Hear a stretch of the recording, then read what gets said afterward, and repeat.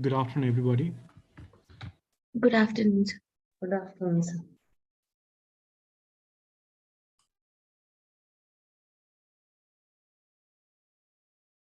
So I will wait for others to join in. So Harilakshmi ma'am and Sweta ma'am, if you can kindly communicate to the teachers and the students to join the session.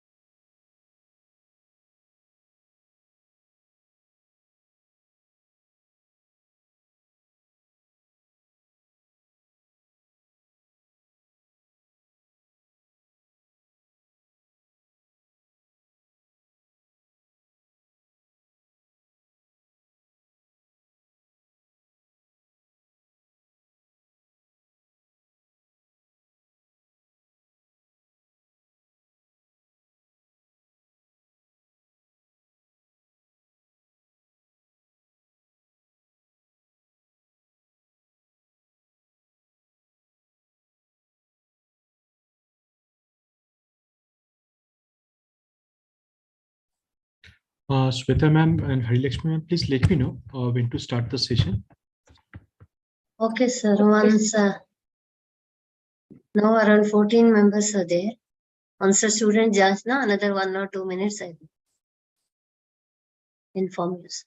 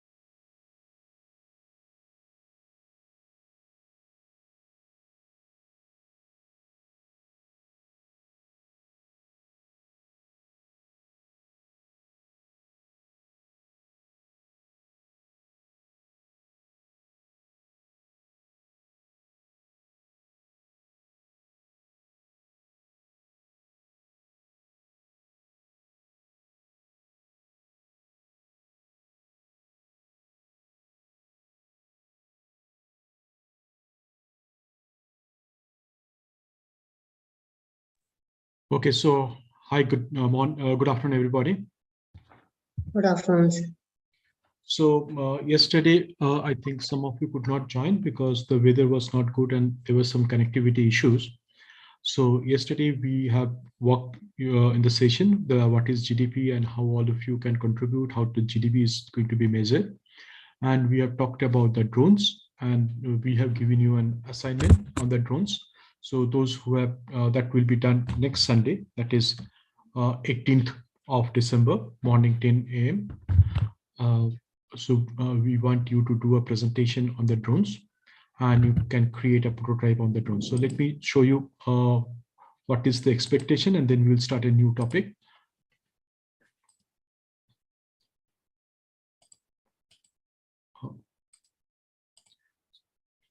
I hope all of you can see the screen. Yes, sir. So what I had discussion yesterday is that you form a team of 3 to 5 and kindly send the name of your teams to Harilakshmi or Seta ma'am. And you need to make up, of course, 18th, I'm expecting a presentation. And also what I expect is by next month, if you can create a prototype of a drone for your team, right? And if you have got any questions, you can ask today. I will keep a question answer session on the drone or anything you want to ask in the last 15 minutes of my presentation. And we will going to start with a new topic today. So before I start the new topic, any question from your side? Hello, students. Any question? Okay, if no questions are there, let's start with a new topic. So today we are going to talk about the cybersecurity or security, right? So what do you understand by cybersecurity and security?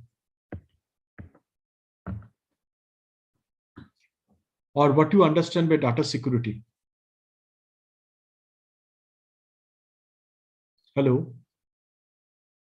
I know there are a lot of you are from doing specialization in cybersecurity or security. So what do you understand? What is your thought? Students, are you able to hear me? Hello. Yes, sir. Yeah, so what is your understanding of security or cybersecurity and why it is very critical and important nowadays? Securing the data. Okay, good. Any other person want to take an attempt?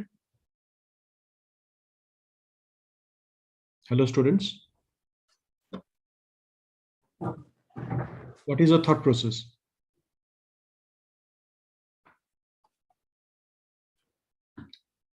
Okay, so some of the trends that are coming into the IT area or into the security are basically, as you know, the remote work, right? Due to COVID, people started working from home or from remote places. So that is a concern.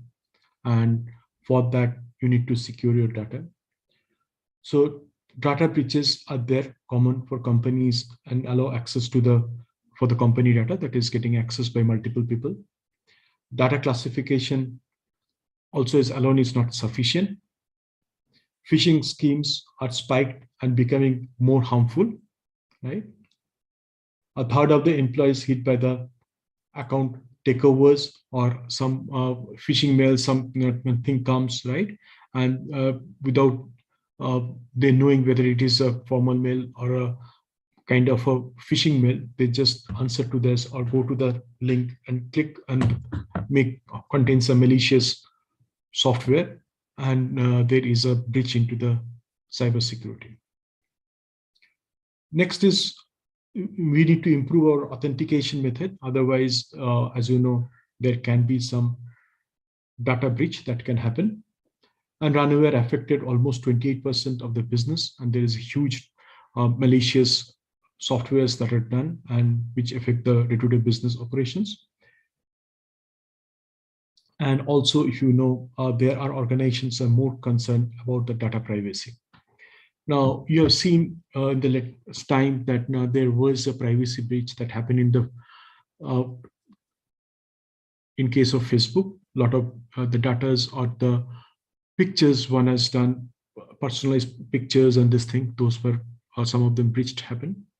Also, there are some social media. I think most of you are using social medias, right?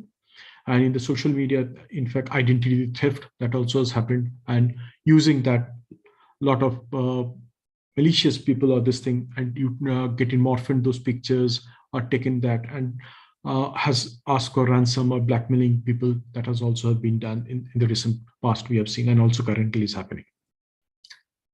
Isn't it, student? I hope all of you are using social media, right? You are using internet, isn't it? I'm not hearing. Yes, sir. So I'm only hearing one or two voices. I want all of you to be basically interactive, right? And because this is the concern we all are facing. Can you give me, anybody has experienced any kind of identity theft or any kind of malicious software into the mobile phone or in the laptop? Can you give me some of your experience, please? Hello, student.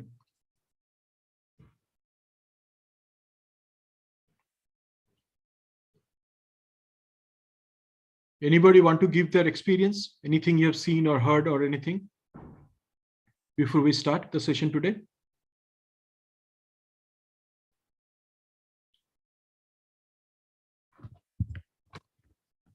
Okay. I'm seeing that most of you are keeping quiet, because if you work in large corporates, there are a lot of protocols you need to follow, and you need to check that the cybersecurity is one of the critical area, and there is a huge potential for all of you to engage into this area also.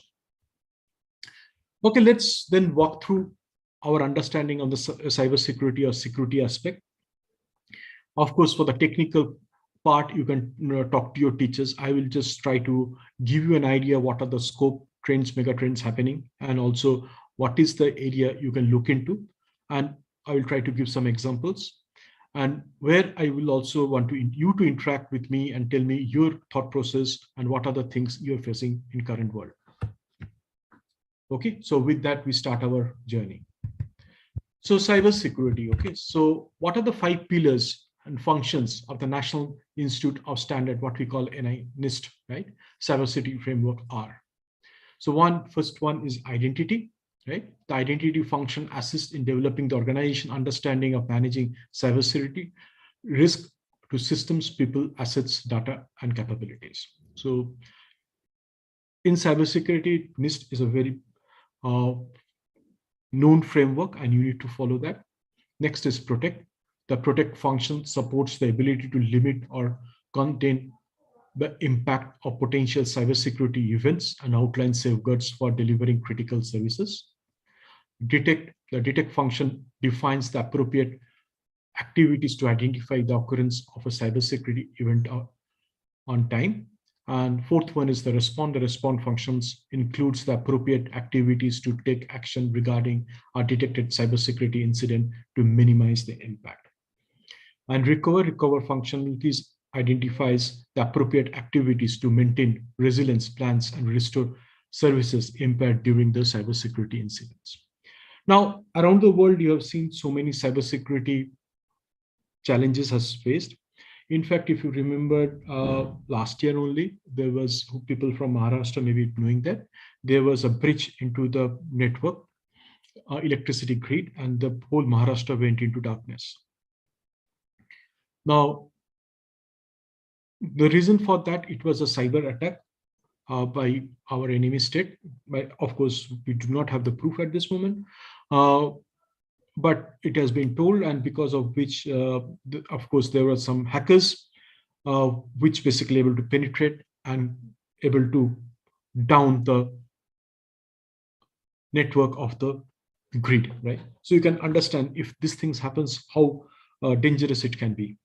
You have seen some institute in Delhi recently, there has been a cyber attack and they're asking for ransom money. Similarly, somebody can go into the hacking of a personal data and can basically change those data or delete those data or important files, and that can be create a huge potential loss for that person or for that organization. So based on this, as you know, the cybersecurity is very, very critical, or the security of the systems is very, very critical. In fact, some thieves in USA had tried, as you know, the doll or toys, and where they had hidden cameras, or they have got the kind of they can hear what the people are saying, recording it, and when the people are not there, they're able to go and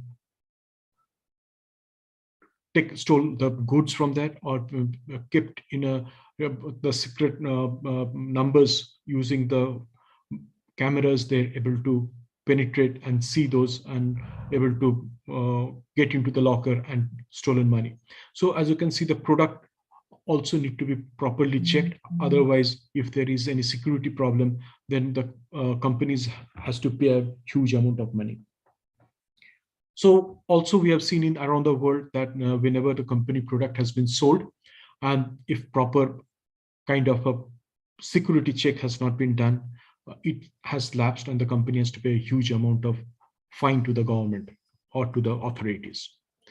So not only that you secure your organization, you need to secure the product you're building or the product you are manufacturing. Because nowadays everything is interconnected, and you have studied about the IoT and also how each of these machines get connected to each other. And if there is any breach in the protocol or any kind of cyber security lapses is there, then it becomes very, very easy to steal those data.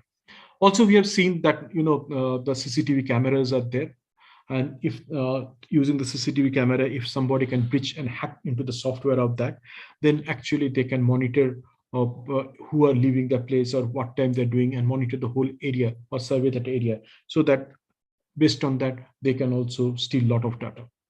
We have also seen that how Wi-Fi, right? We know the Wi-Fi.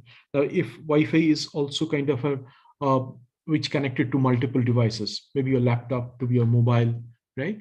Or the printers, or your TV. If it is a smart TV, it can connect it to your smart TV.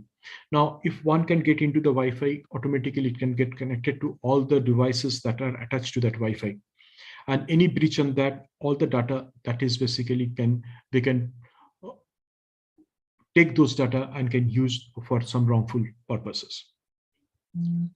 Isn't it? So do you want to give some examples from your knowledge before we move on? Hello, students. Can you give some more examples?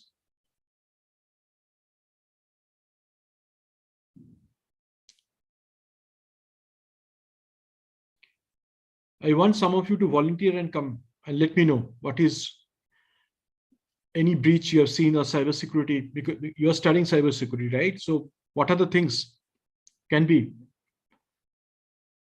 there? If somebody penetrates in the organization data, the servers and this thing, they can create havoc, right?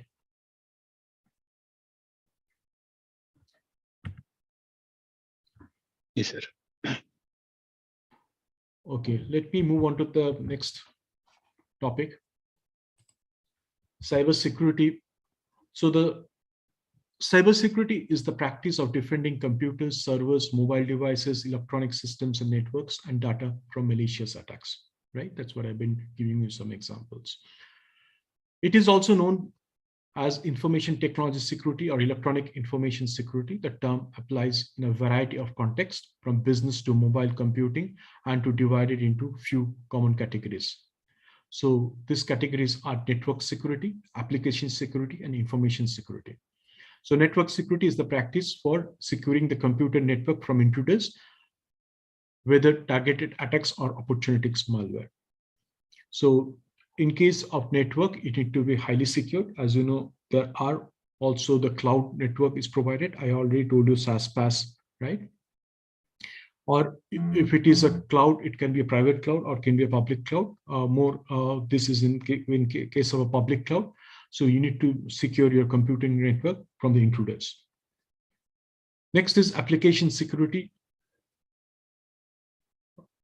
Focuses on keeping software and devices free of threats. A compromised application could provide access to data it designed to protect. Successful security begins in the design stage, well before the program or device is deployed.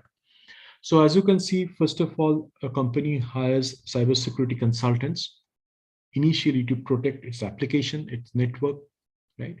So they need to create and build a wall, firewall, or build a kind of a security system so that the intruders are not able to penetrate into their system.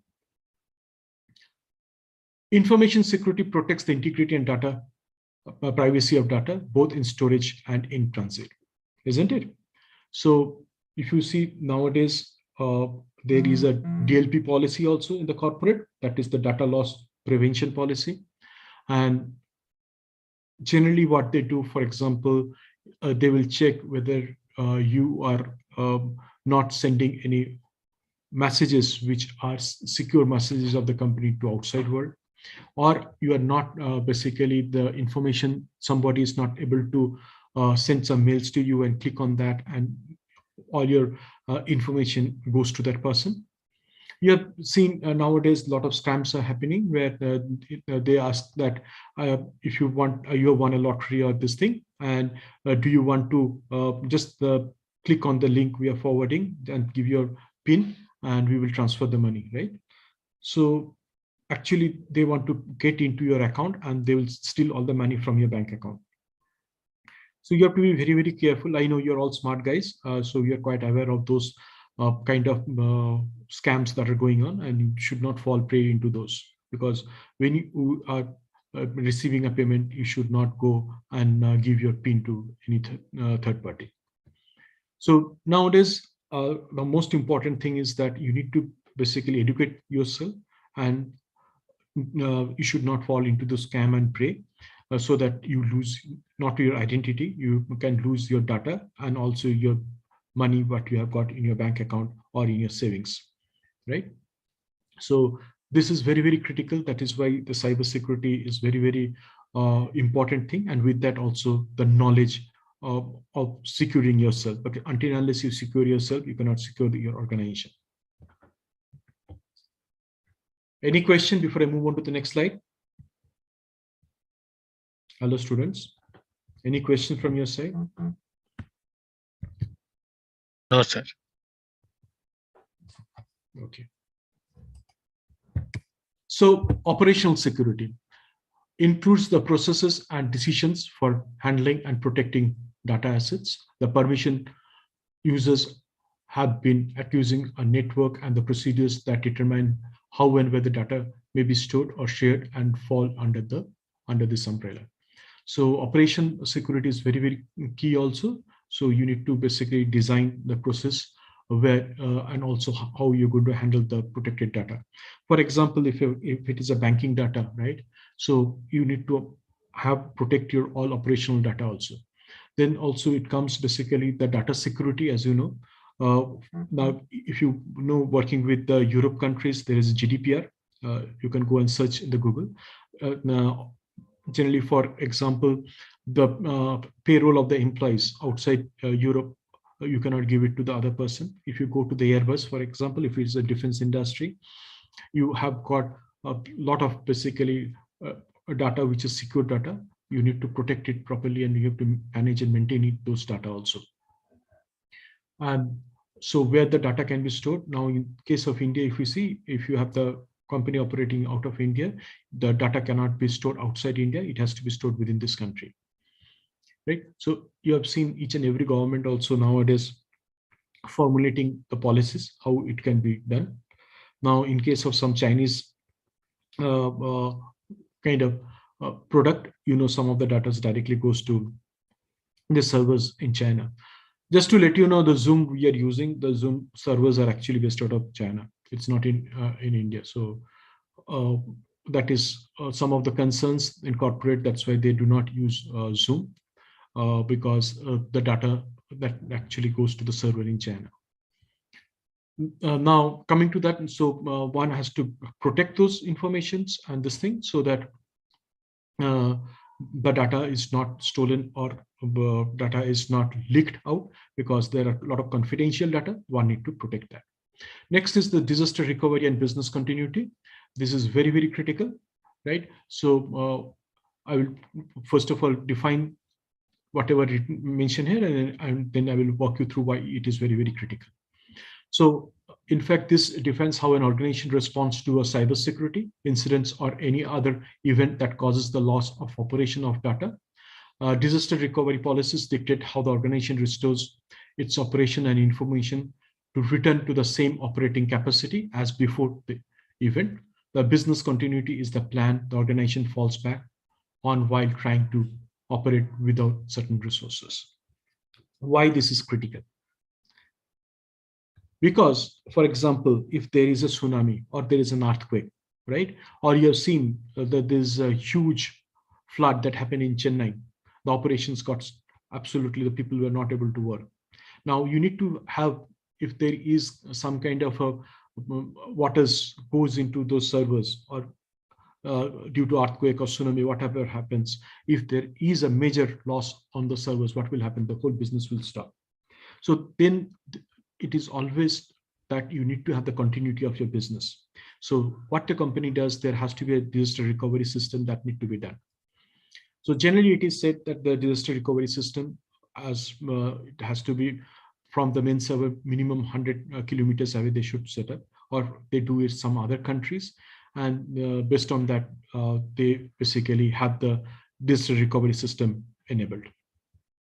Now that also we have seen that multiple disaster recovery systems are done, because if it is the distance is more, there can be a latency of the data. That means that maybe 10-15 minutes of data may get loss maybe happen if there's a main server, there is a collapse. So, but if multiple servers are there, maybe the loss is very, very minimum, especially if it is an e-commerce site or if it is a banking site, they need to protect it much more. They need to have a framework for the disaster recovery system. Until unless they're having that, then if there is any issue into the data loss that happens, that's going to create a problem. Next is that if there is some kind of hackers came into the system and basically hack the system and stop the whole processing of the system, right? Now, there has to be some kind of a disaster recovery system or continuity plan need to be framed out, how to continue from this. So that is also an area where the cybersecurity people need to work on and provide proper kind of a design so that the organization does not fall prey to any kind of hacking or natural disaster where the system gets stopped. Any question from your side till now? Hello, students. No, sir. Okay. I move on to the next area, that is end user education. So as I was telling, you are all smart guys. You need to get educated yourself, right? And that is the first level of protection that all of you need to do from the scams and from the cybersecurity threats that is roaming around every day around us. So end user education addresses the most unpredictable cybersecurity factor. Anyone can accidentally introduce a virus to a otherwise secure system by failing to follow good security practices. Now that is why if you see, it is always prudent and nowadays you store your data into the cloud rather than exchanging pen drives. Before, if you know, the pen drives and other thing people used to exchange, right? And which is one of the reason where a lot of malware or viruses can be there, and it is to infect it into the people's machine. Nowadays corporate also don't allow using the pen drives and this thing, or so that it's very less chance of getting infected. And also what happens is that as an end user, you need to know when you go to kind of for airport or wherever you're going, there is open Wi-Fi. Now you need to be basically when you're exchanging some secure data or this thing, you should not use the open Wi-Fi. You should always use a Wi-Fi which is highly protected, or your personal Wi-Fi. Because when you go and use any open system, what happens is that someone can basically get this information and can use it wrongfully. Teaching users to delete the suspicious email attachment, not plug in unidentified USB devices, and various other important lessons is vital for the security of any organization. So whenever any of you will join a corporate, you will find that the initial training will be all on cybersecurity, or basically the security aspect, how you need to get yourself protected, and also how you should prevent any loss of your company's vital data to outside world. So this is very, very important and very, very critical, and one has to understand. And as you know, as freshers, when you're going to join, you are basically learning that, but there is basically the specialized people who are working day and night to protect the environment of your company, so that neither any third party can enter into the systems and create a havoc into the servers or into the information and steal some information out of the company server, and nor basically it is anybody can steal any information. I do not know whether in your college you have got biometric, only the correct person will able to enter. But as you know, in the offices, there are basically kind of a biometric or the card. You must be having an identity card. And when you're sweeping it, it is basically they check uh, you're authenticated or not. Only once you're authenticated, you will be allowed to enter the premises. Similarly, wherever the secret places are there, you will find only using your authentication, you will be allowed to enter. Otherwise, you won't be allowed to enter the secure places. This is one way of protecting. And of course, there are multiple, as you know, uh, kind of protocols are followed. For example, you should not allow any of your friends or relatives to enter your office premises because until and unless you are guided them, or they have got entered their name, or they have got a kind of a badge or card, and then only they can enter the secure places. So you cannot invite anybody and to your where you're working secure places and allow them to come. This all the protections are done to ensure that there is no data losses or security losses that is happening and no data is breached. You will also find that whenever you're working in an organization, you should not keep your laptop open or your desktop open, or you should not keep whatever you are doing the work in your desk. You need to basically, when you leave your place, all you need to do is put all your informations or whatever you're writing, the notepad and everything, into a secured locker, lock it, and then you should leave your place, so that no data is kept open for anybody to just come and look into it and steal those data. So this is are very, very critical and important things nowadays that one need to follow in, not in offices. That is for physical data losses, and also the cyber security where the software are there or informations are there.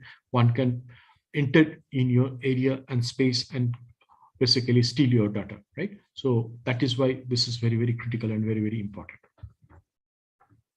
I move on to the next part, is basically type of cyber security threats.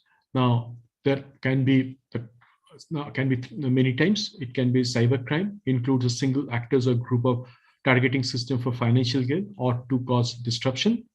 Cyber attacks often involves politically motivated information gathering, and cyber terrorism is intended to undermine electronic systems to cause panic or fear.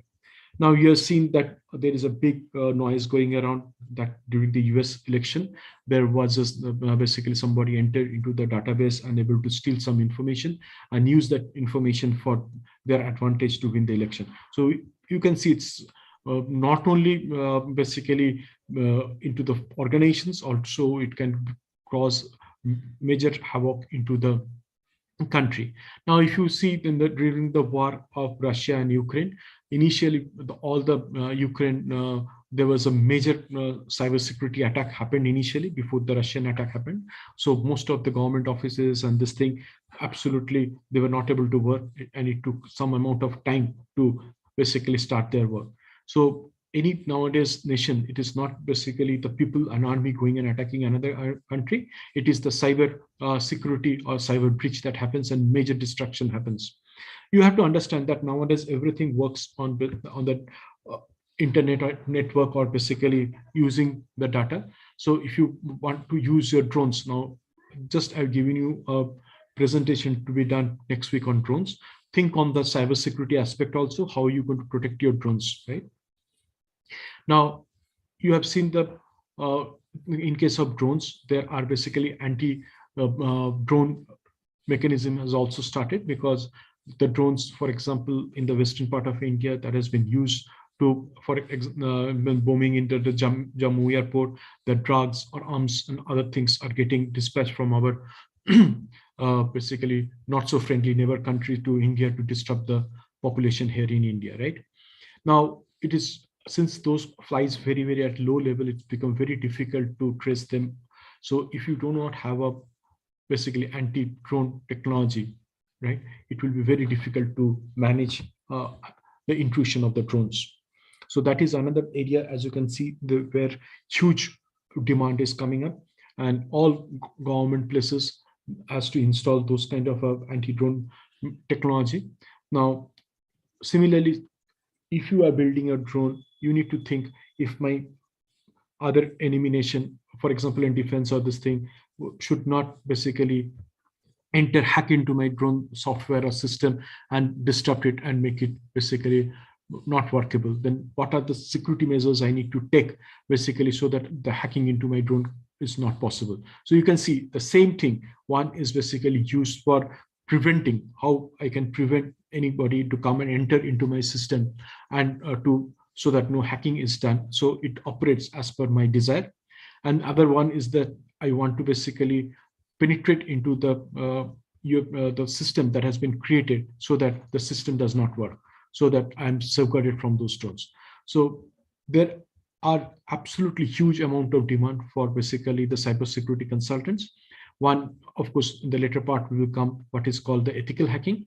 So if you ethical hacking is also a very good opportunity for all of you who want to pursue the career in the cybersecurity area, because I see there is enormous opportunity in that area, because each and every organization also has to manage the security that so that nobody able to enter and penetrate into those area. And similarly, the product development that is happening, and as you know, most of them have got chips or related to IoT, right? So that no, it should not get penetrated, that there is no lapse of the security of those product, and so that one can say that this is absolutely secure product and it will not harm you, and on that also maybe the companies are paying good amount of premium for this, because as you know, nothing comes free. There is no free lunch in this world. So if you need to work on the security aspect of this product development or product getting manufactured, you have to pay a good amount of money for the security consultants, right? And that is why the demand for the security consultants going up every day. So who are pursuing the basically cybersecurity, you must be aware that is a huge demand that is going to be there for you, and that will be for long term. And for this, as you know, you have got a good potential in the future also. So I hope you know about what is cybercrime, by cyber attack and cyber terrorism. So terrorism is basically that terrorists wanted to attack the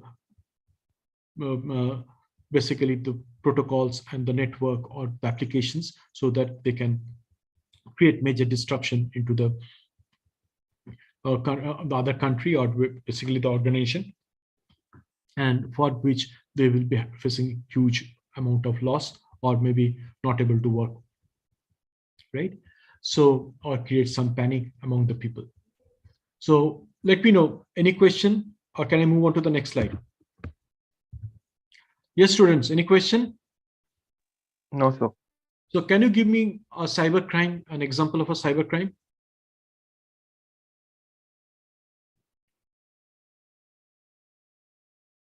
Hello, students, give me an example of a cyber crime.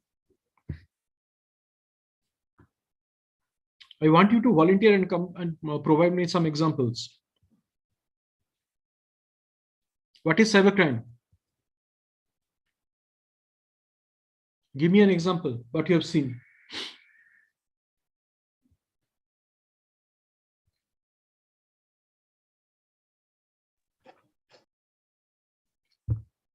I can give you one example, very, very funny example. So it happened in one of the bank, right? So one person able to hack the system. And as you know, in the bank, the interest that is paid, right?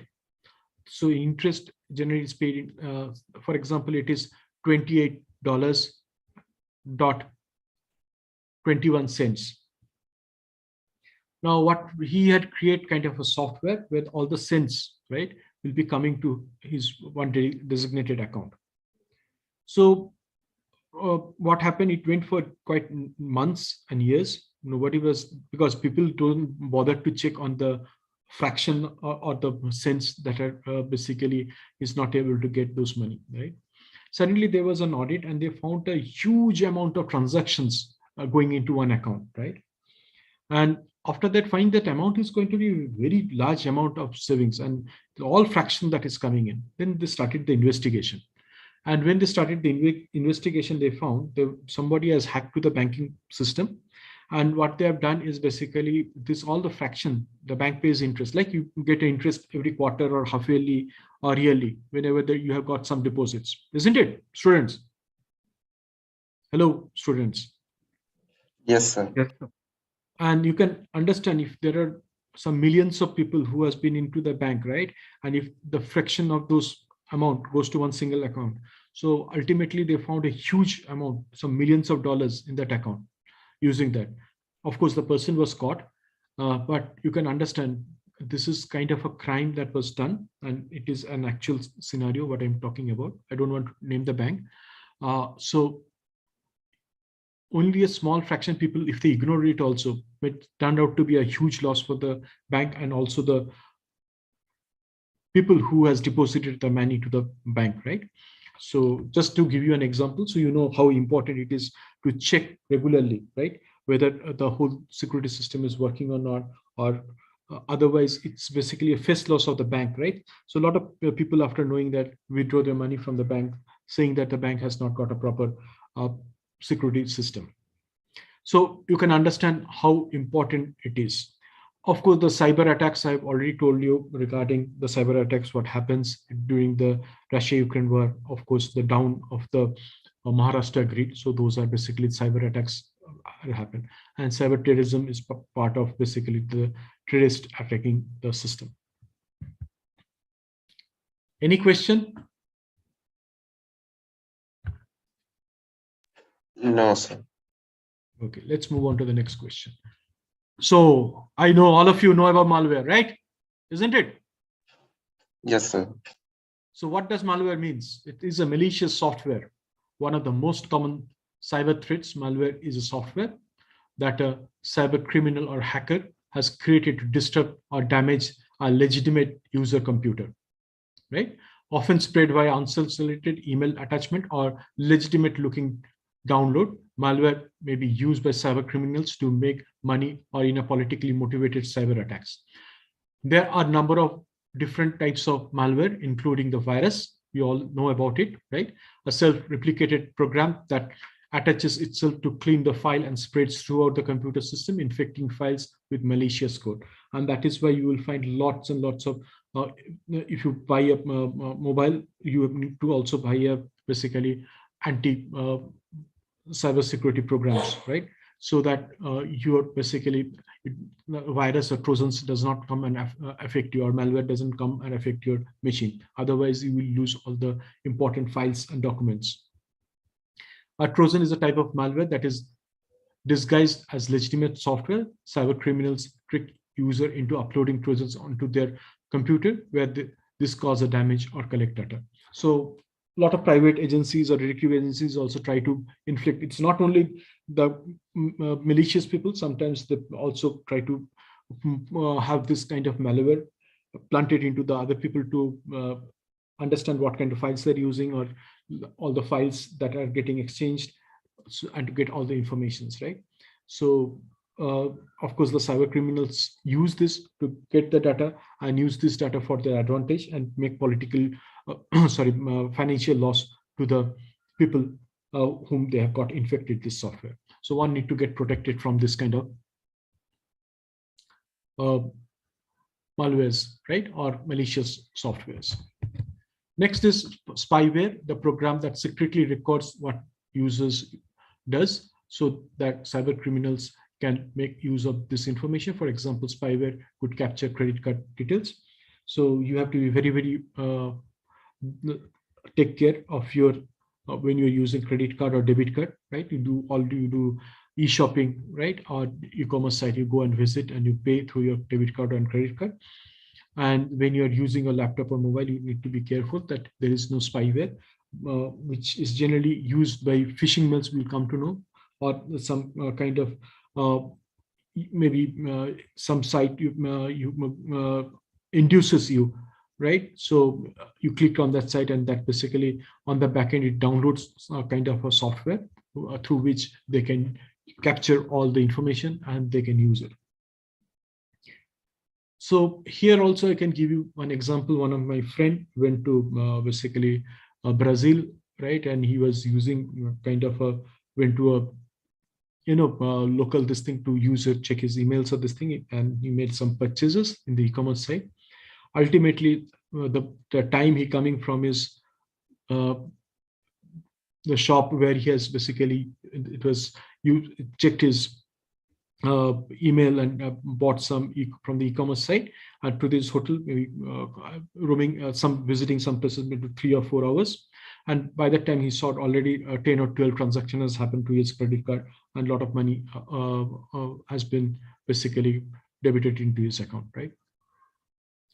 So as you can see, what has happened is that if you're not careful, a lot of expenses then can go to from your credit card, and it will be or your debit card, and you can see a bank account getting reduced. So you have to be very, very careful. And when you're using any public area, you're using a laptop or your any desktop, right? Because until unless you yourself are careful, nobody can save you.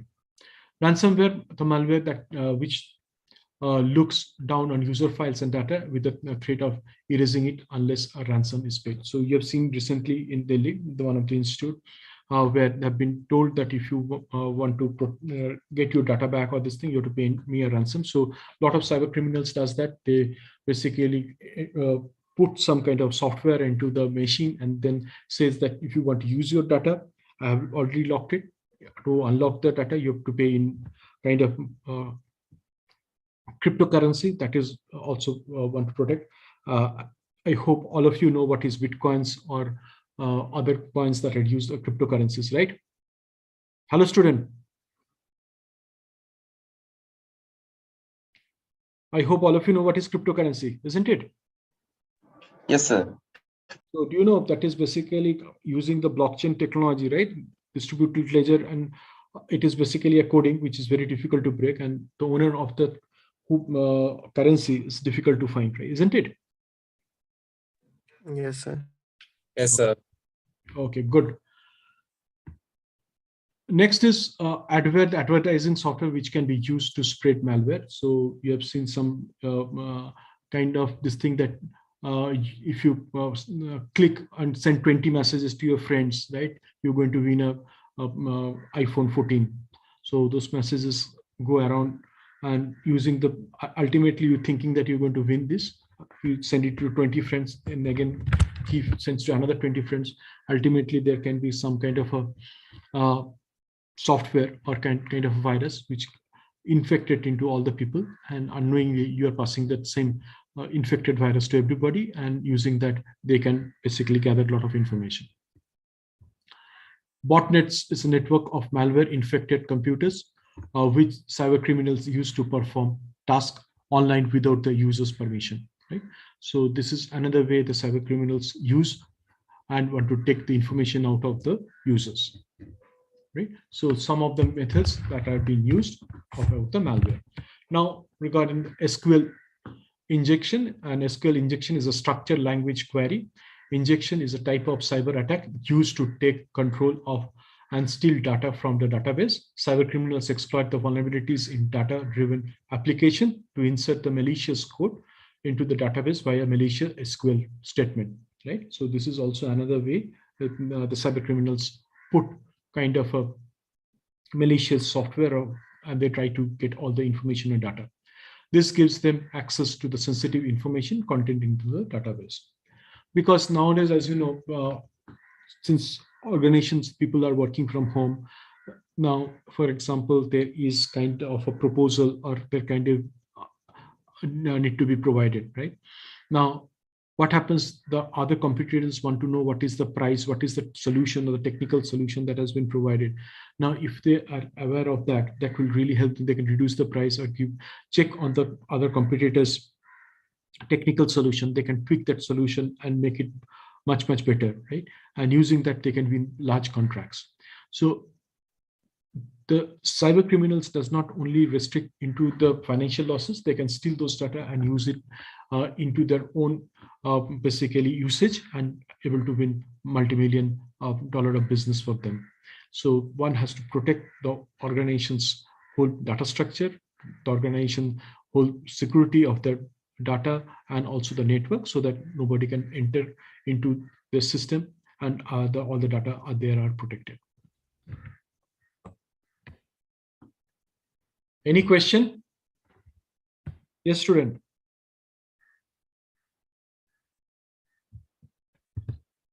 Phishing. So give me an example of phishing before I.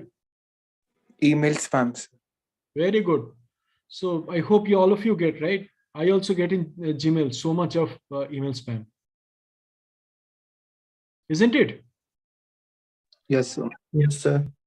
Right. When cyber criminals target victims with emails that appear to be from a legitimate company asking for sensitive information, phishing attacks are often used to dupe people into handing over the credit card data and other personal information. Okay. So these are used so that using that, they wanted to, what? They want to get all the information.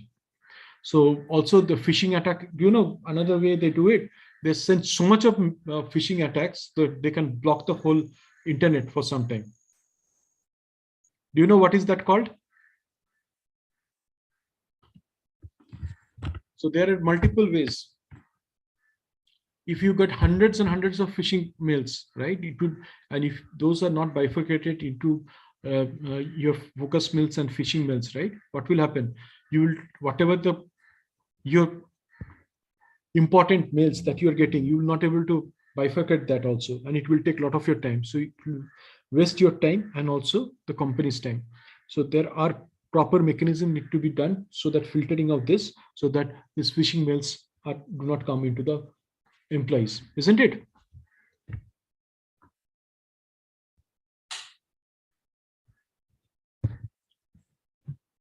So man in the middle attack. So this is another kind of attack that happens. This man in the middle attack is a type of cyber threat where a cyber criminal intercepts the communication between the two individuals in order to steal data.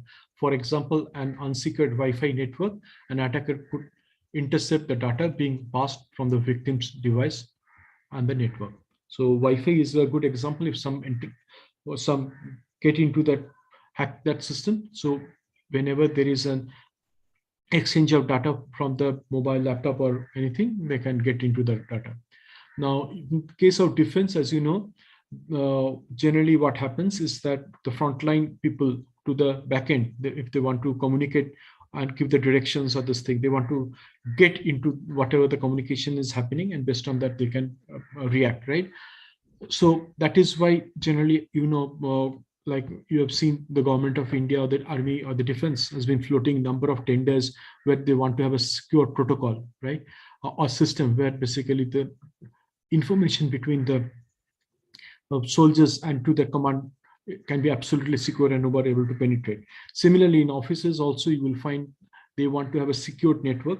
That is the discussion between the employees or between the different regions or different location of that company is absolutely secured and no other able to penetrate into those account or that network, isn't it?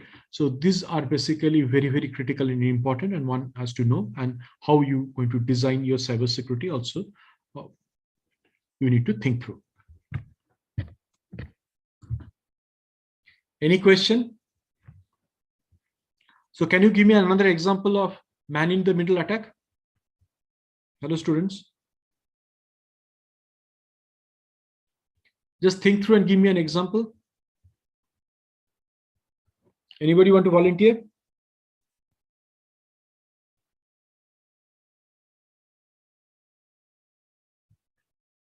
Okay. Next is the denial of service attack. A denial of service attack is where cyber criminals prevent a computer system from fulfilling legitimate requests by overwhelming the network and servers with traffic. This renders the system unusable, preventing an organization from carrying out vital functions. So I was asking you, if you too much of basically messaging, if you send, right? Now what happens? The system or network become overwhelmed, and the whole servers and that are basically not able to exchange because of the huge traffic. Now, if you see in Bangalore, I know all of you been traveling and you've seen the huge traffic, right? You get delayed, isn't it? Coming to your college or going from the college to your home. Yes, student. Yes, sir.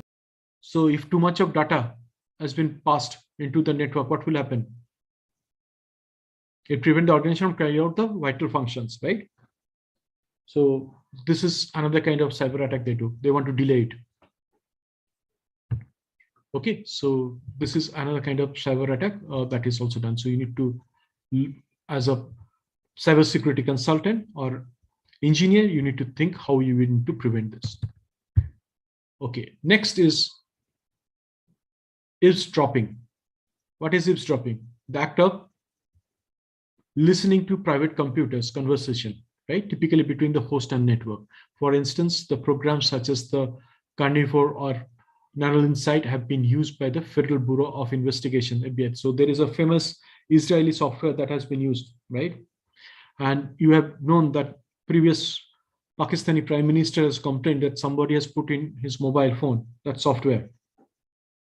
So all the information from there has gone to some different places, right?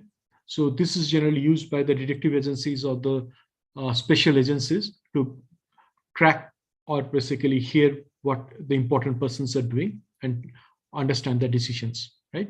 So this is also can be, of course, this can be taken for if it is the C level of a corporate organization, the competitors also will plan to do that so that understand what they're planning to do and so that they can take appropriate action. So it's basically you need to understand, that's why it's very, very important to have a proper cyber security so that this kind of things is also get prevented.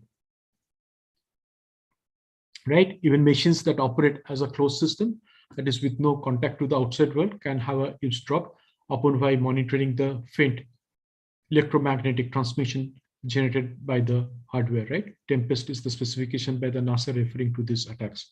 So the Israeli software, what I were talking about, you don't, it get basically into the mobile phone. Of course, that's very, very costly. It without basically anything, it can getting into that, and it can collect all the phone calls, WhatsApp calls, or any messages what have been sent, and it pass on to the agencies which has infected it without knowing of the person who is using that phone. So you can see this is how it is very, very critical. You need to have a proper kind of cyber security or security consultants to protect each and every devices of the corporate company or for the nation.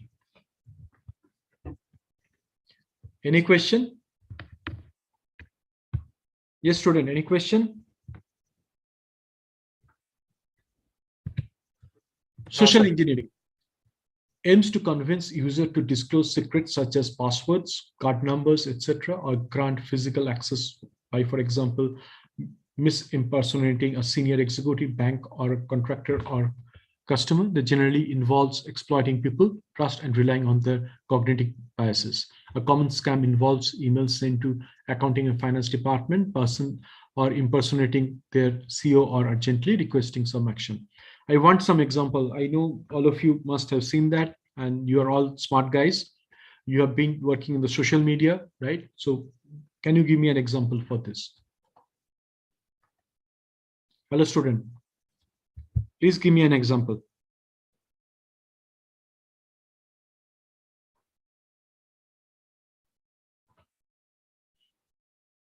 Can you give me an example for this cyber attacks, how it happens?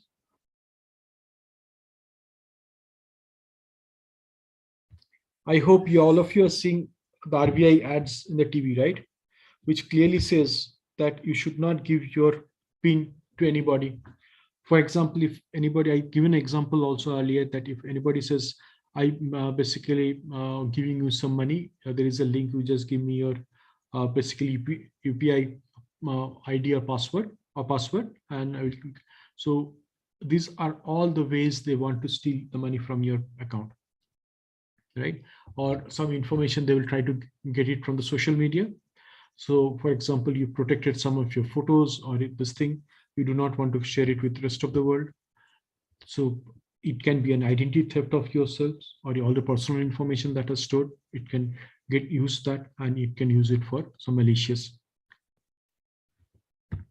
purpose. Okay, so I move on to the next one, spam. So I hope all of you know what is spam is, right? So can you give me an example of a spam?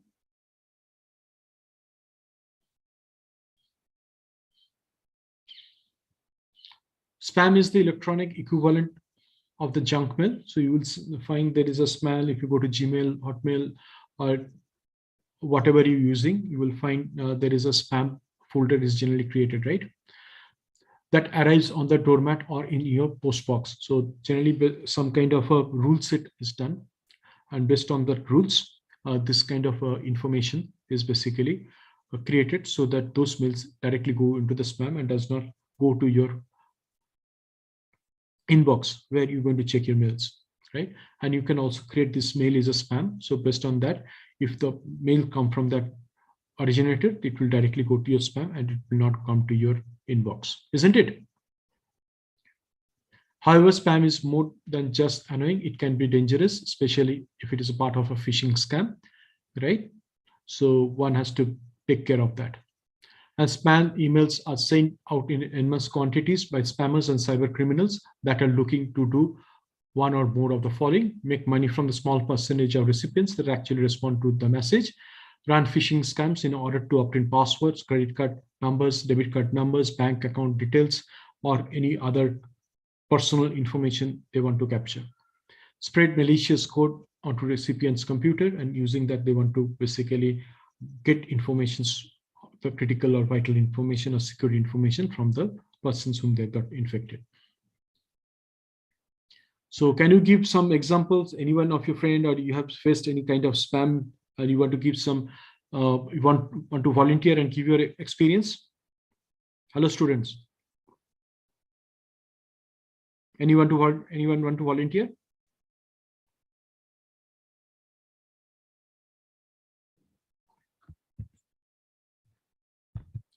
Spoofing. Spoofing is an act of for a valid entity through the falsification of data, right? Such as an IP address or username in order to gain access to information or resources that one is otherwise unauthorized to obtain. There are several types of spoofing, including email spoofing, IP address spoofing, MAC spoofing, and biometric spoofing. So in case of biometric, what happens where an attacker produces a fake biometric sample to pose as another user. So you have seen all those kind of spoofing, right? In some kind of James Bond movies or some other movies, detective movies, right? So they have used this kind of thing to enter into the premises and to get some vital informations. So in fact, the cyber criminals use this to get more entered into the secured place and get the information out so that they can use it to their advantage. Any question on spoofing?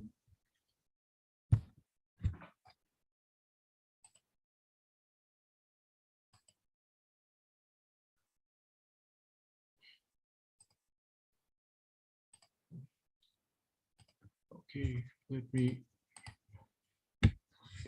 Tempering. So malicious modifications or alteration of data, so-called the evil-made attacks, and the security service planting of surveillance capability into the routers are examples. So this is tampering. You can see the routers, they can tamper those routers, and they want to get any information out of it. They can use this with some purpose which they wanted to basically create havoc or create some disruption into the other person, right? So this is also an area where one need to look into. Okay, so if you don't have any question, I move on to the next slide.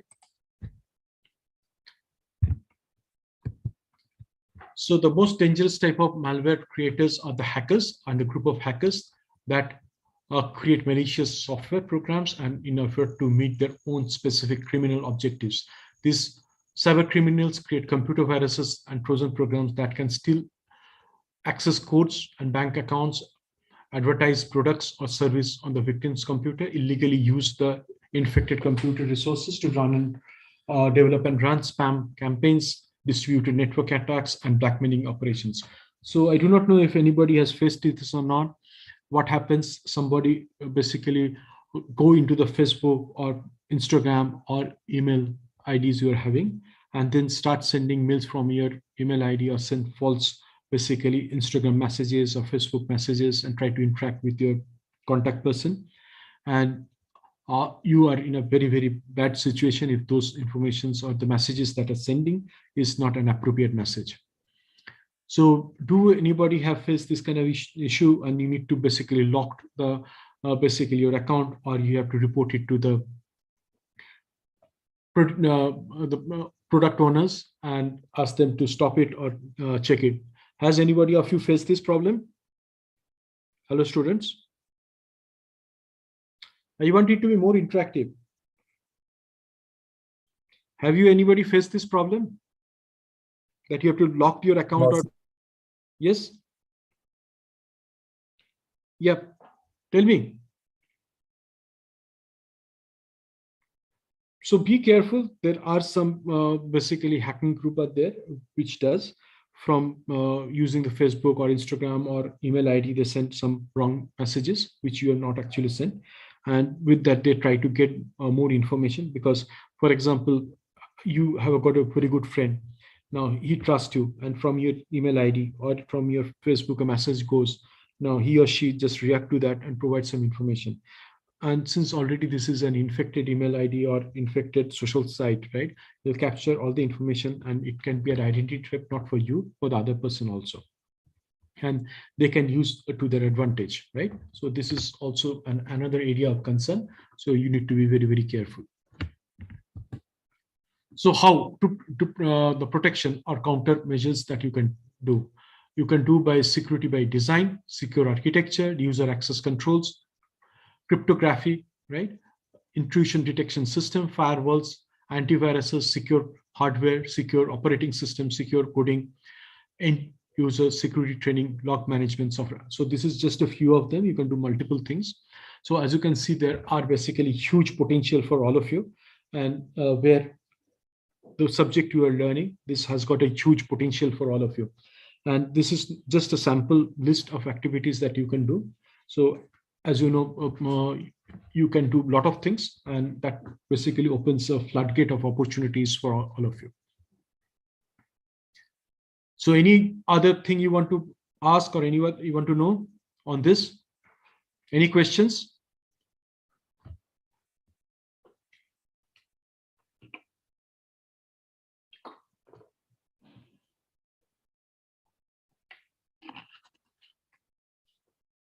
So if you have no questions, let me move on to the next part. So as you know, I was telling you, the national interest also need to be taken care.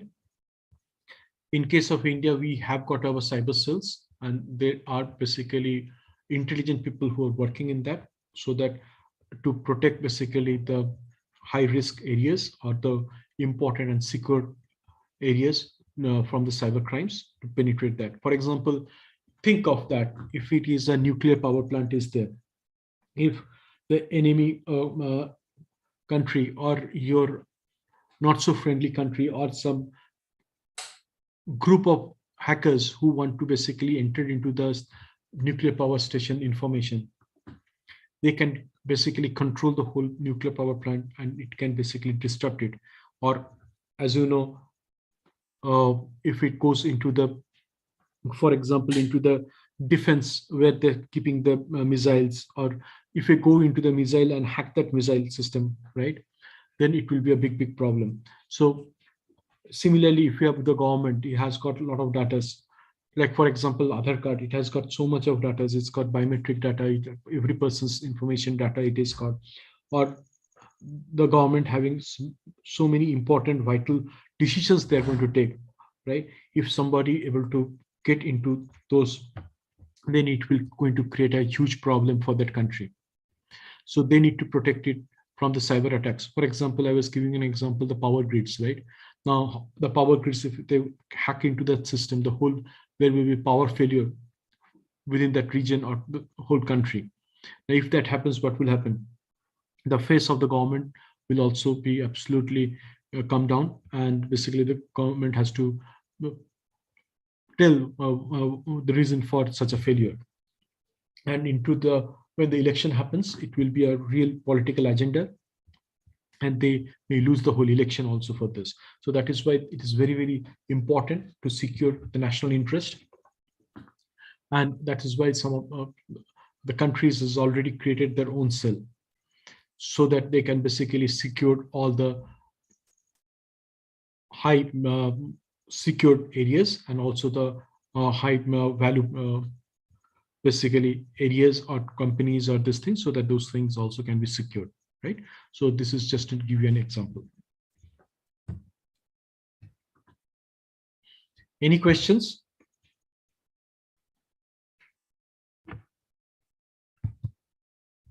Okay, so I'm coming to about ethical hacking. Now, before I go to the next slide, I just want to know what you understand by ethical hacking. Yes, students. Can you please tell me what you understand by ethical hacking? Let me start. Authorized hacking. Pardon? Authorized hacking with the permission, legal permission. Yes, correct. Any other person to volunteer? What do you understand by ethical hacking?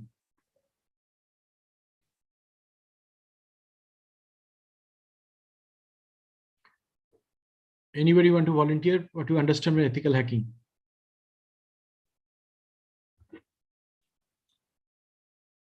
Today, I'm seeing very few of you are participating.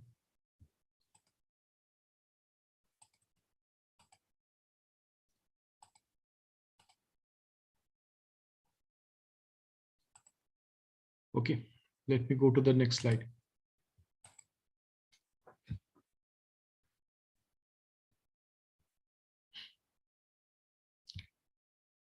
So ethical hacking definition. Ethical hacking involves an authorized attempt to gain unauthorized access to a computer system, application, or data. Carrying out the ethical hacking involves duplicating strategies and actions of malicious attackers. This practice helps to identify security vulnerabilities which can then be resolved before the malicious attacks that opportunity to exploit them. This is the definition.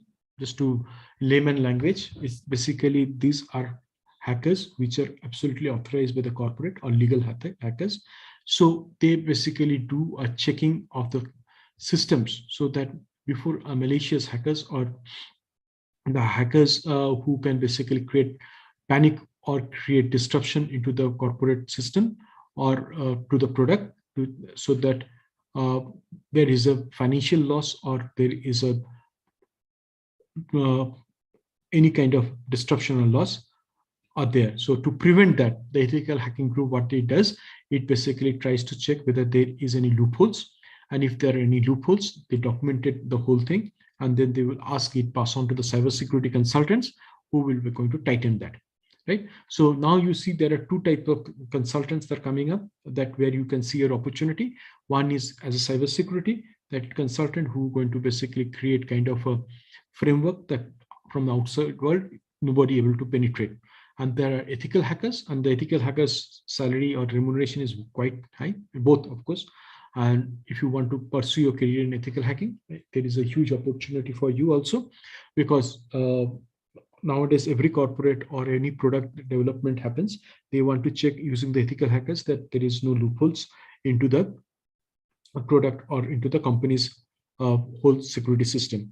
If it is there, they can just let it down, document it, and give it to the top management, and the top management takes proper action so that that can be closed, right? So that the loopholes are not there in future. Any question? You have seen what has happened, right? Some of you must be using Ola. So in case of Ola, there was a breach, and the people using the credit card information, this thing was taken by some hacker group, and they can use it for some wrongful purpose, right? Because that is the financial data for the people who have been using Ola and who have been using the credit card. So there, if you see into the Google and you search that there's people who have been this thing, all the personal information regarding the credit card information was leaked, right? So the hackers penetrate. So as you can see, now if the companies use their own ethical hacking team to check if there are any loopholes, they can actually basically block that, or they can just help to basically get those things closed or protect the system so that outside world people cannot come and penetrate into this account.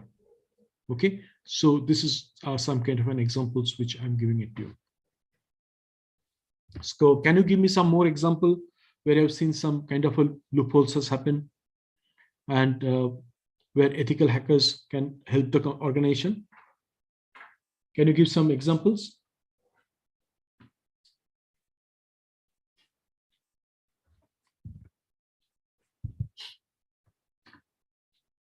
So ethical hackers is also known as white hats, right? So the other people who creates basically tries to go and hack the system and for the financial benefit or disruption, they are called the white hat hackers, and not so good hackers. Hackers which are basically are ethical, they are called the white hats, right?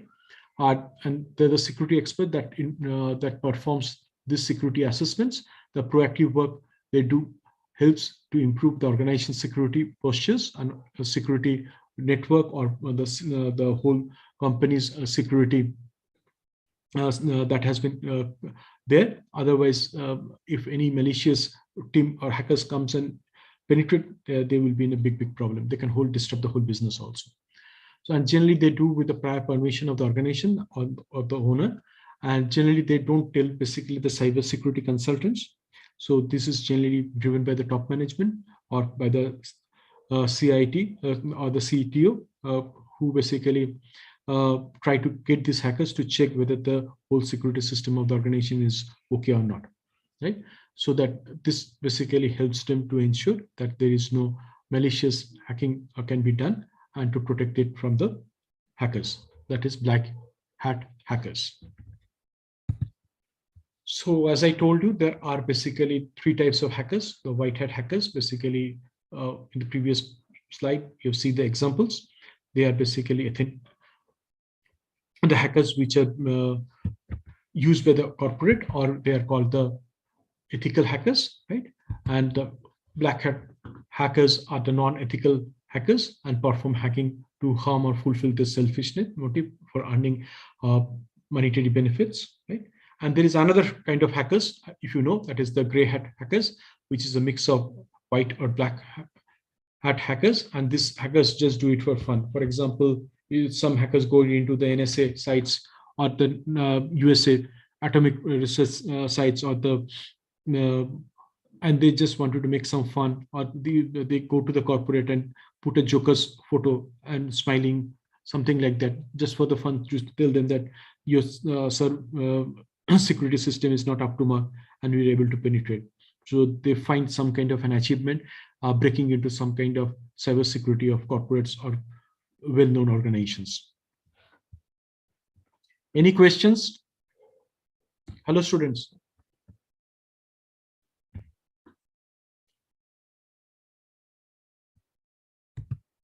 So key concerns of ethical hacking, right? So hacking experts follow, these are the four protocol or concept: stay legal. So ethical hacking generally are basically part of the proposed by the corporate themselves, by the top management. So they want to stay legal, obtain proper approval before accessing and performing a security assessment. So they try to do it. And as you know, there are some GDPR rules. You have the data identity should not be breached, right? So those they try to maintain, because they should not publish some of the secure data of the corporate, like the employees information and other thing, to the rest of the world, or to the management also, because those are highly protected data. Because when the employee joins, they basically sign a protocol that this should not be given to the third party or to any other person than the HR. So HR only maintains those data. Next is that define the scope, determine the scope of the assessment so that the ethical hackers' work remains legal and within the organization approved boundaries. So they, whatever the boundaries set by the organization, the ethical hackers has to work within that. They cannot exceed, or they should not basically go outside the boundary and do something for the ethical hacking. Report vulnerabilities. So notify the organization of all vulnerabilities discovered during the assessment and provide remediation advice for resolving these vulnerabilities. So one of the most important and critical thing that they do is basically they check and find out wherever the vulnerabilities are there, notify those vulnerabilities and during the assessment and to the top management so that proper action can be taken to rectify those. And respect data sensitivity.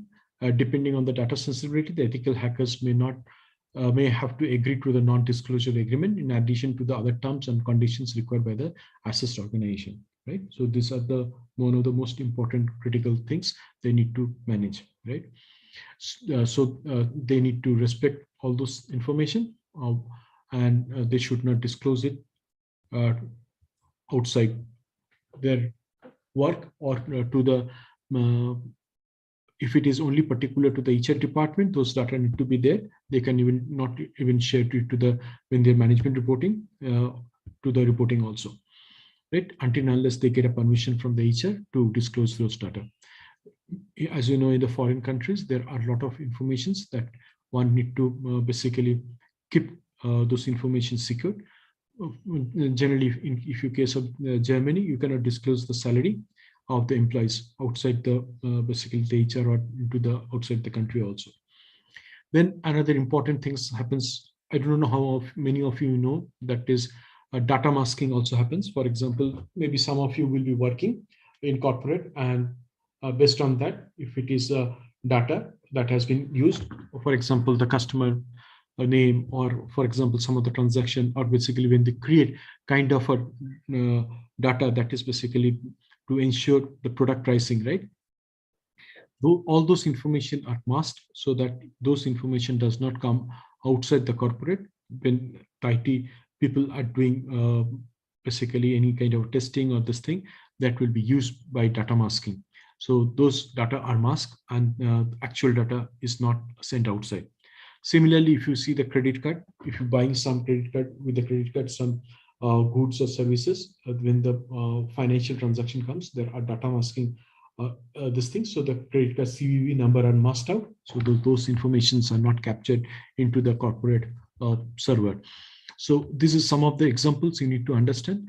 When in those cases, this need to be done, and these all need to be protected, and it should ensure that this, for example, the CVV of the credit card when you're purchasing through credit card is not stored any of the systems, server system of the corporate, right? Otherwise, anybody using that number can steal the goods and services.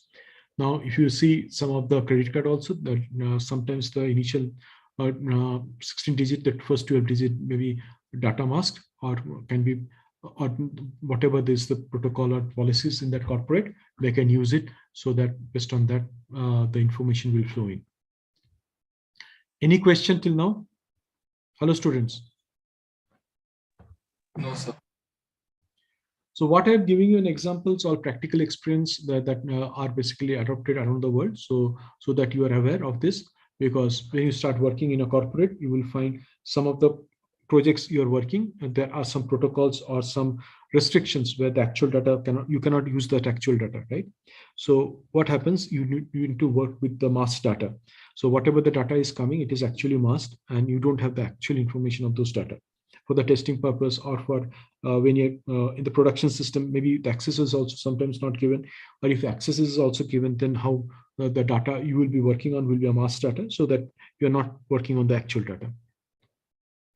Okay, so these are the things you should be aware, and all those things basically the security of those also need to be checked and ensure that properly whatever there are rules or whatever the protocols or whatever the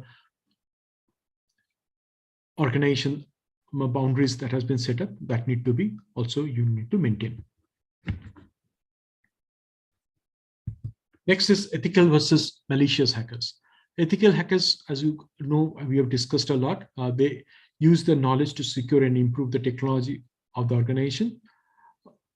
They provide an essential service to the organization by looking for the vulnerabilities and can lead to the which can lead to the security breach. So that using this thing, they give their report, and based on those, wherever the vulnerabilities are there or security breaches there, they can be protected. An ethical hacker group reports and identifies the vulnerabilities to the organization, and based on that, the organization can take proper steps to absolutely create a secured system so that there is no security breach. Additionally, they provide remedial advice in many cases with the organization consent. The ethical hacker perform a retest to ensure the vulnerabilities are fully resolved.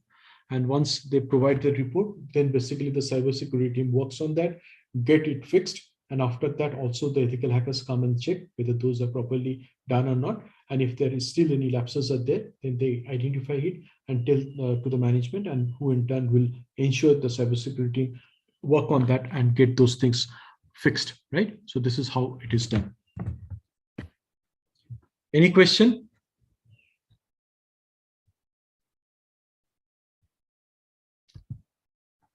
So who are the malicious hackers? Malicious hackers intend to gain unauthorized access to resources for financial gain and personal recognition. Some malicious hackers deface the websites or crash backend servers for fun, for reputation damage or cause of financial loss. You have seen in case of some of the social sites also, there's been down, or some of the e-commerce site has been down because there has been some potential hacking has happened. And if those continues for a long time, what will happen? The people who are using that site will move to the another site, right? So that will absolutely create a reputation damage and also cause financial loss, because the people, if it is for a long time, it is the system or the server is down for those sites, they will not use that site and they will go to the competitor sites, right? The method used for the vulnerability found and remain unreported. So with they found vulnerabilities and this thing, they will not report it to the management. They will use it for their advantage and try to extract data as much as possible, so that without the knowledge of the organization. So they are interested to improve any of the organization's security postures. So they will not inform anything on that. So only the ethical hacking team works on to improve the ethical security postures, right? Organization security postures, and which will enable the organization to secure the whole security of the system. So as you can see, these malicious hackers basically try to get the information out, and they will also never tell basically that they have hacked the information, and they will keep it with themselves or use it for their own benefit.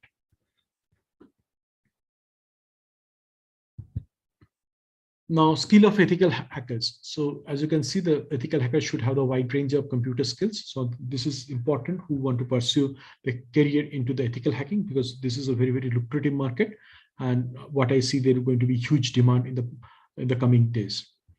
They often specialize in becoming a subject matter expert in this area. And with ethical hacking domain, all ethical hackers should have the expertise in scripting language. You should have that.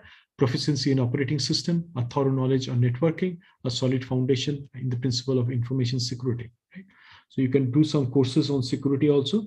And with that, you can basically increase your value in the market.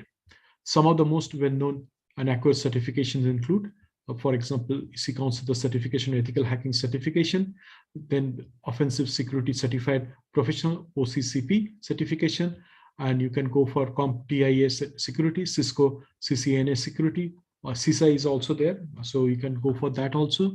So these are all the things you can basically do the certifications in addition, and which will help you to get more value in your CV, and of course help you in turn get more ROI on your investment, that is higher salary. Limitation of ethical hacking. So the limited scope. What is the limited scope? The ethical hackers cannot progress beyond a defined scope to make an attack successful. However, it's not unreasonable to discuss a lot of scope and attack potential with the organization, because they have to work within the restricted boundary, resource constraint. So as you know, there is a huge demand for ethical hackers, but the market don't have that. And that is why I'm saying there is a huge potential for all of you who want to pursue their career. There is a huge demand for ethical hackers. Restricted methods. Some of the organization ask experts to avoid test cases that lead to the servers to crash, right? So also they not be given the fund to get very costly kind of systems or software to go and do the hacking in an ethical way. So those are some of the potential limitations of ethical hacking, right? So one need to understand, and within that boundary, whatever the ethical hacking, you need to work on this. Any question? Before I No, move sir. on, next slide. Okay, so what is the benefit of ethical hacking? One is discovering vulnerabilities, right? Next is implementing the secure network. Third is basically prevent the security breaches, defending national security, gaining of trust of the customers, helping to protect network, right? So can you give me some more? Let me now stop sharing. Give me some more before I move on to the next slide. Yes, student, give me some more examples.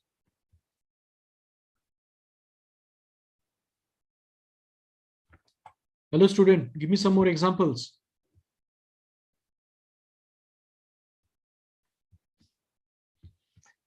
Hello, you want to be more interactive?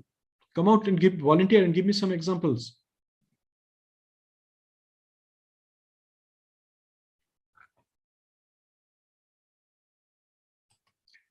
Okay, let me share again. I think that today's weather may be affecting all of you. Is it? And it's a Sunday after lunch. You feeling sleepy? Hello, students. Or yesterday you watch England versus France match and you're feeling sleepy. Hello, students. Yes, sir. So did you watch England versus France match? Or Argentina versus Netherlands? Did you watch those matches? World Cup soccer. So the match between Argentina and Netherlands was quite interesting, right? In the 10 minutes overtime, right? The 100 minute, the Netherlands could score, and then it went against 30-minute extra time, right? After the penalty shootout. Of course, yesterday's match, that is, of course, today morning, England got a free kick almost on the 98th minute, but they could not score it. Just missed it. Otherwise, again, there could have been another 30 minutes extra time. So what has been keeping you busy? I'm getting no questions. See, I also have watched those matches. Still, I'm able to talk, right? You should have the passion, whatever you're doing. Please ask some questions. Hello, students. Or if you're feeling very, very sleepy. Okay, I move on to the next.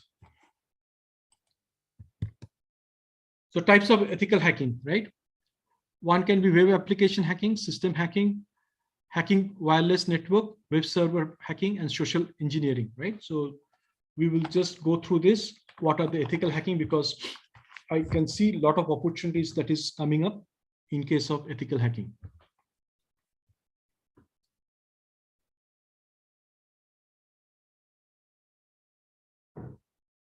Now, this is basically the phases of ethical hacking. One is planning and reconcile. Next is scanning, gaining access, right? Then maintaining access, then analyzing and WAF configuration. The first one is you need to first test the goal are defined and what you need to do. The intelligence is gathered, right? Scanning tools you need to use to understand how the target responds to intrusions. Next is web application attacks are staged to uncover target vulnerabilities. Then APTs are limited to see if the vulnerability can be used to maintain access. What is APT? Hello, students. What is APT?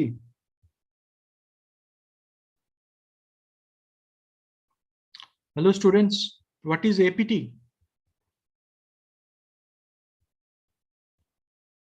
I want some volunteer.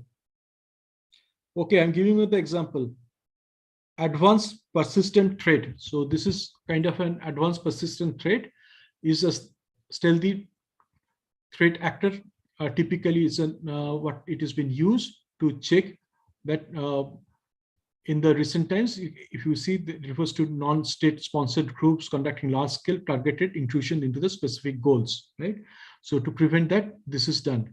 So this is basically kind of a thing, the threat that comes, how it can be, ethical hackers can check it and test for the detection, deployment, if any software need to be done for the initial intrusions, right? So this is, I'm not going to take you through this. You can go and search in the internet and you can study, or if you want, I can provide you this slide. Okay, so this is how they basically help to the threat to mitigate the hit. Now, fifth is results are used to configure the WAF settings before testing is run again. So what is WAF? WAF. What is WAF? Hello, student, please volunteer.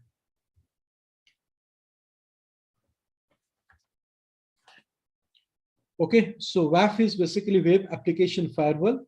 A web application firewall is a firewall that monitors, filters, and block data packets as they travel to and from a website or web applications, right? WAF can be either a network-based, host-based, or cloud-based, and often deployed through a reverse proxy, isn't it? And placed in front of one or more websites or applications. Tell me what you understand. So running as a network appliance, server plug-in, or cloud service. The WAF inspects each packet and uses a rule base to analyze the web application's logic and filter out potentially harmful traffics that can have caused some damage into the web, right? So this is basically the definition of WAF.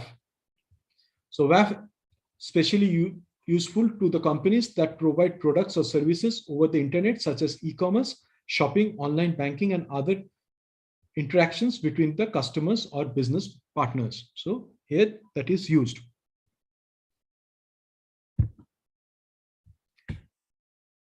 Okay, so let me know. So can you tell me what are the WAF 2 approaches or 3 approaches?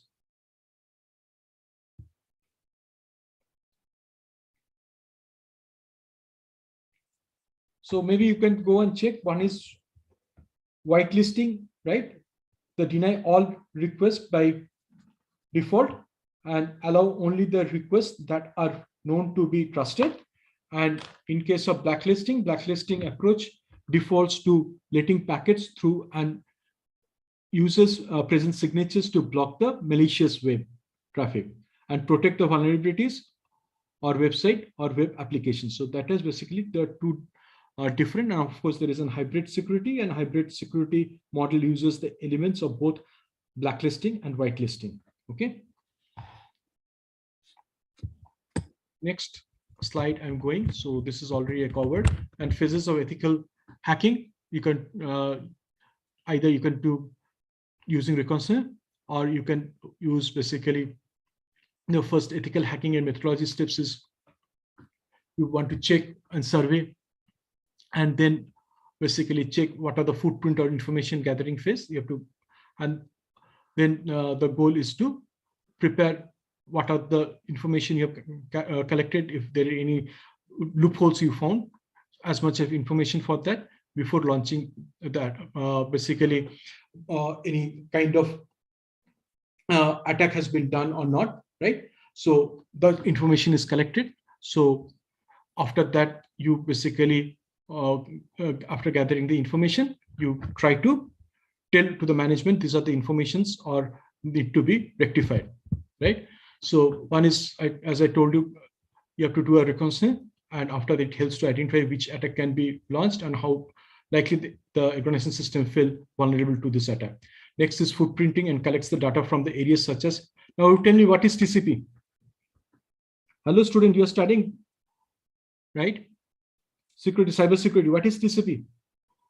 That is transmission control protocol, and is used for organizing the data in a way that ensures the security transmission between the server and the client. Now, what is UDP? I want some volunteers. What is UDP services? So UDP is full form is user datagram protocol and is a communications protocol that is primarily used to establish a low latency and the loss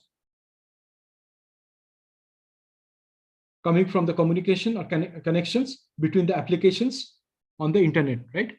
So this is how you need to check on those vulnerabilities through the specific IP address or host of a network. So if you want to pursue ethical hacking, you need to aware of this. Next is in ethical hacking of footprinting of two types. One is active. This footprinting method involves gathering information from the target directly using the Nmap tools to scan the target network. So there are multiple scanners that can be used. You can go and search in the internet, you will find it. Generally, the ethical hackers use that. And passive, the second footprinting method is collecting the information without directly accessing the target in any way. The attackers or ethical hackers can collect the report through the social media accounts, public website, etc. So the ethical hackers try to find it both from active and passive way of the footprinting of the information. Scanning, of course, I talked about the scanning. So in the scanning, what happened? In the scanning, what they do, where the attackers try to find different ways to gain target information. That attackers looks for information such as user accounts, credentials, IP address, etc. This state of ethical hacking involves finding easy and quick ways to access network and scheme for information. Tools such as dialers, port scanners, network mappers, etc. are used, right? So what are the different types of scanning? One is vulnerability scanning, one is port scanning, and one is network scanning. So these are the things that are used for ethical hackers for scanning the systems, right? To check whether there is any potential threat or not. Any question, students?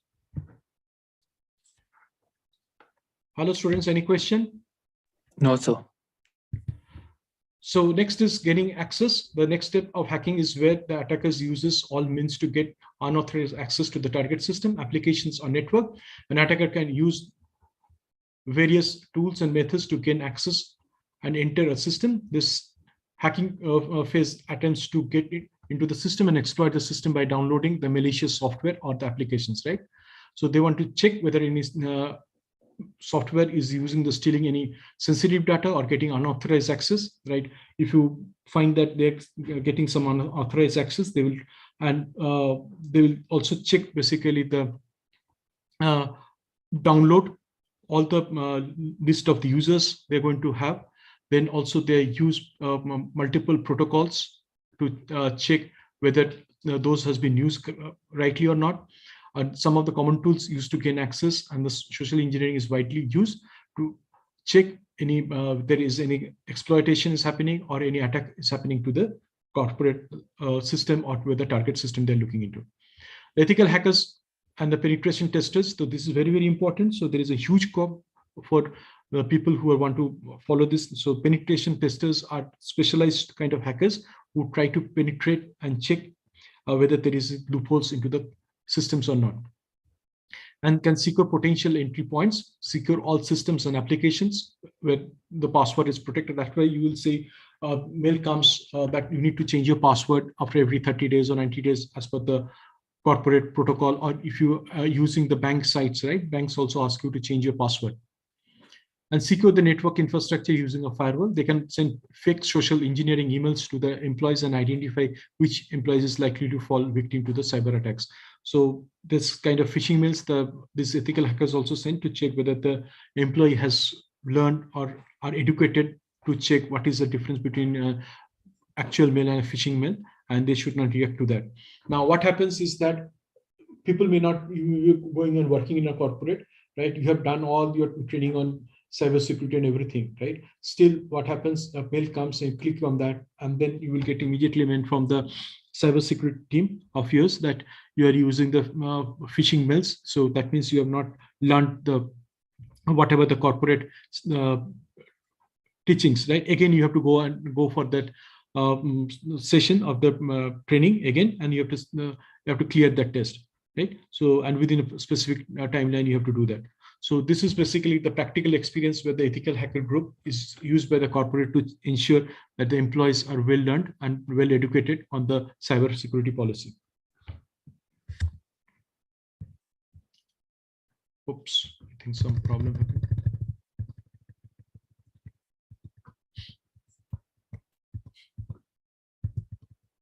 Okay, so I think we are.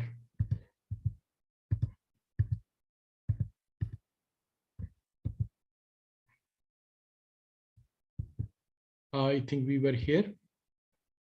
Next is basically maintaining access, right?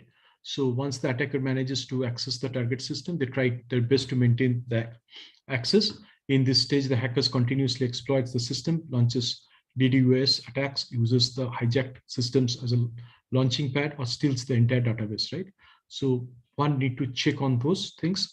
And in this phase, the attacker aims to maintain their unauthorized access until they complete the malicious activities without the user finding. So one need to check those are there, or kind of users are there or not, or some hackers are there. If they do it, they need to be identified.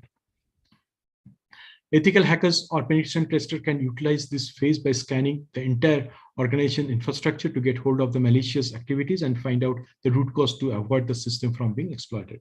So as I told you, penetration testers are very, very critical people in the ethical testing hackers group, and they have, we can see a lot of opportunities from that, and one can pursue the career on this also, right? Because they are the people who can tell whether any malicious activity is happening, or any kind of activities which can create huge problem, both financially and also disruption of the system, right? And also can identify the root cause of it and provide documented output that how this can be prevented. And based on that, the security consultant, cybersecurity consultant, need to act and get it resolved. Next is clearing track. So nowadays, as you know, basically hackers are very, very becoming smart. They create basically enter and delete all their basically the history and this thing, so that it's very difficult to find they have actually hacked into the system. So proper scanning need to be done to check on that part also. And based on that, if anything is there, or if the hackers has kept something on the system, this ethical hackers need to find it out, and those attackers need to be removed or need to be deleted. And also whatever the folders, application, software they've created, those also need to be protected or deleted, right? And we need to check that they have not taken out any information of this thing. If information they've taken it out, they need to find out what information, and based on that, proper action need to be taken so that to safeguard the system. Okay, so in ethical hacking, the ethical hackers can use the following ways to erase their tracks, using the reverse HTTP shells, deleting the cache and the history to erase the digital footprint, using basically internet control message protocol tunnels. So using that, they can basically delete their and erase their tracks, right? Okay. Now the phases of ethical hacking. So as we have mentioned, so the multiple phases are there. So you have, and some of you want to pursue a career in ethical hacking. So there is another certification you could do, is the certified ethical hacking that is provided by some organizations. For example, you can have that, and also you can do some certification, right, by EC Council generally. So they trains the individual to understand and use of hacking tools and technologies to hack into organization legally. So if you want to pursue that, you can certify yourself on this. And similarly, other certifications are also available, and based on that, it will add value to your CV. Okay. Now, some cybersecurity consulting services. So as I was mentioning it to you, you can multiple scopes of this: security services, identify and access management, penetration testing, business continuity plan, disaster recovery plan, security organization, anti-phishing solutions. So some of the consulting services, what an ethical hacker group can do. Any question on this? Hello, students. Any question? No, sir. Okay, so that is my end of the basically on cybersecurity. Now coming to the next part, it is basically the drone, right? If you have got no questions, so what I want, you have learned about the security, cybersecurity, right? Now on 18th, we're going to meet morning, that is Sunday morning at 10 a.m. So I want all you to prepare your slides. If you can do and show some kind of a demo, that is also fine. And next month, if I want you to create a prototype. Now, if you have got any questions on this assignment, which I've given, which I want you to present on 18th morning, please let me know.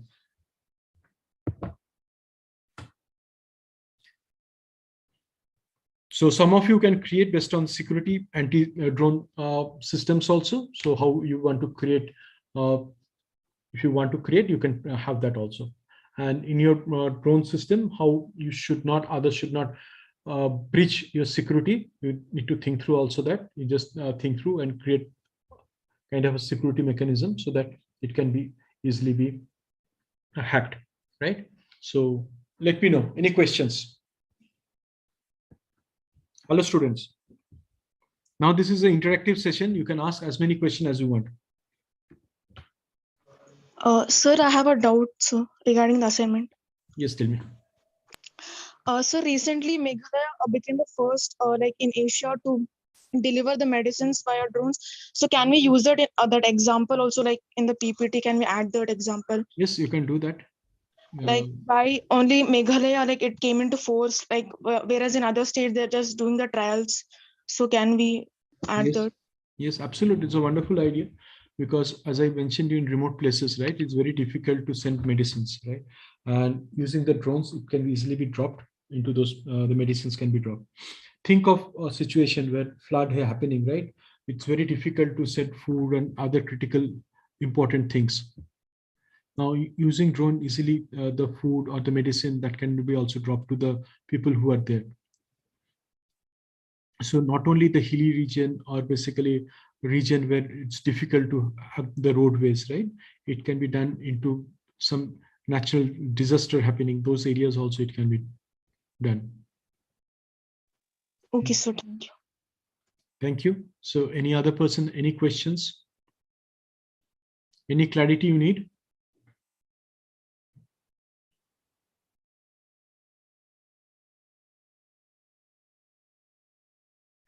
And you can see there is PLI scheme in India. So a lot of companies is coming up and in fact developing a lot of on the drones manufacturing.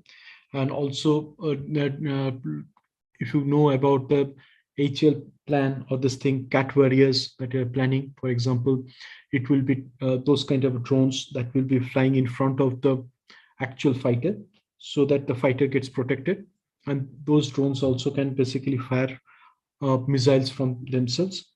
So those basically like are going to work as a team to protect the fighter and going to create a major disruption to the enemy during the war. Similarly, if you think of the social causes, a drone, for example, there are a lot of drones that has been used by the logistic company to deliver a lot of goods from one place to another.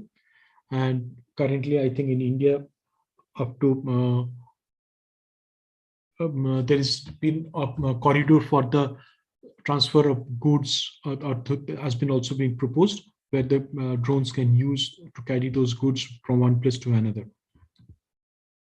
So similarly, from if you see like the huge e-commerce sites, right, they're having warehouse, maybe just giving an example, maybe the Amazon is having near Bangalore, there's a huge warehouse. They want to basically distribute it to the sub warehouse in each locality where they're storing those goods. You know, the traffic in Bangalore, it takes a lot of time. So using drones, if they start delivering those goods from main warehouse to the sub warehouse, that also can be done, isn't it? Yes, sir. Right. Then also the delivery mechanism. Now you have to think through the delivery mechanism. Means that if it is a good that it can be broken, right? Now, if you have somebody in Amazon order, for example, some bulbs or using maybe the made of basically glass, some items, right? If you can, it drone come and just drop it, what will happen?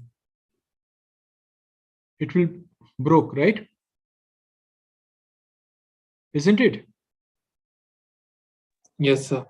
So you need to think how you're going to have a delivery mechanism. Next is that if it is high rises are there, now your drone should able to maneuver through. So you have to think through AI, because if some things comes, how your drone can maneuver through those places and go and deliver it correctly. So for example, if you want to have the medicine from one place to another place, if some birds are there, then how it will use, because who is monitoring from, there can be a latency, right? May not see that birds coming in between. Then how your drone basically going to manage and avoid that collision and able to deliver. So there are some ways you need to think through. I'm giving you some ideas. Of course, you need to think through whatever the drones you're creating, how you're going to deliver it. You think through what are this mechanism that you're going to use, and how you're going to, how the drone will be beneficial, right? When you're manufacturing, there has to be some ROI that is going to come out from it. So these are some of my tips for next Sunday at 18th presentation. So if you have got any further questions, please let me know.